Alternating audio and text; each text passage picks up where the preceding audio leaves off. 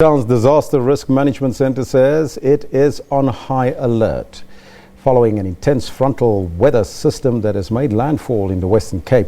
For more on this, we joined on the line by our reporter VANESSA POONAH. Not on the line, she's joining us live. A very good afternoon to you, VANESSA. What's happening there on your side? I understand that some areas are flooded and people cannot come out of their houses.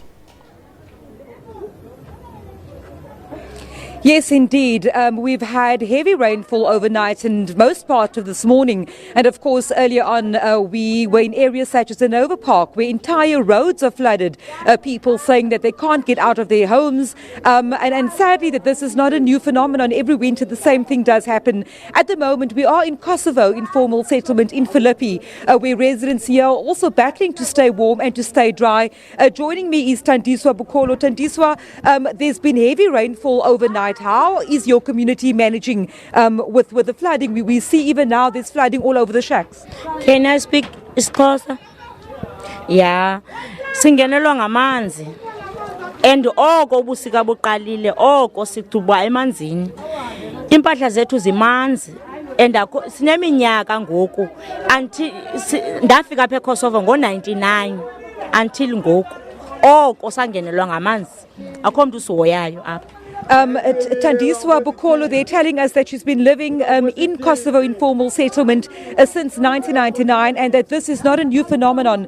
Of course, early on speaking to disaster management officials saying that at this point they have not yet activated their response team, although they do have teams on the ground to do various assessments. Of course, later on this evening, also heavy gale force winds expected. The Weather Office telling us earlier on that wind speeds up to 80 kilometers per hour is expected across the Cape Metro and larger parts of Cape Town as well. And of course, as you can see throughout the course of last night and this morning as well, residents here behind me, you'll see it looks like a dam of water as residents, specifically in the low-lying areas, try their best to keep warm, try their best to keep water that had gathered outside of their shacks, out of the shacks. And of course, the problem compounded by lots of people. Earlier on, we were also shown someone staying in one of these informal homes with a disability, making it very difficult for people to be able to move in and out of their places of home. So the situation at the moment in Cape Town, as we speak, the rains are starting to come down again. And of course, all the disaster management officials are on high alert throughout the rest of the day as well as into tomorrow. As far as you can ascertain from the disaster management, VANESSA, how bad is the situation and how many areas are affected? Look, at this point, the information is a bit sketchy because early on we were at the Disaster Management Risk Centre and of course they were inundated with calls from people, from communities.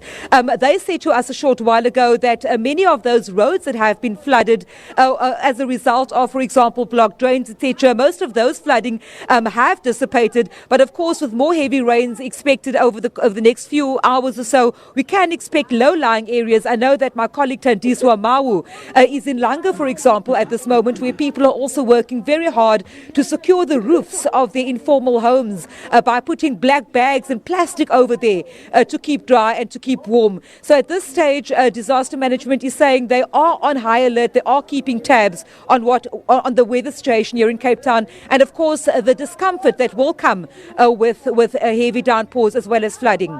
VANESSA, thank you so much for that update. That's our report on the ground there. VANESSA POONAH live coming to us from Cape Town. Now, if you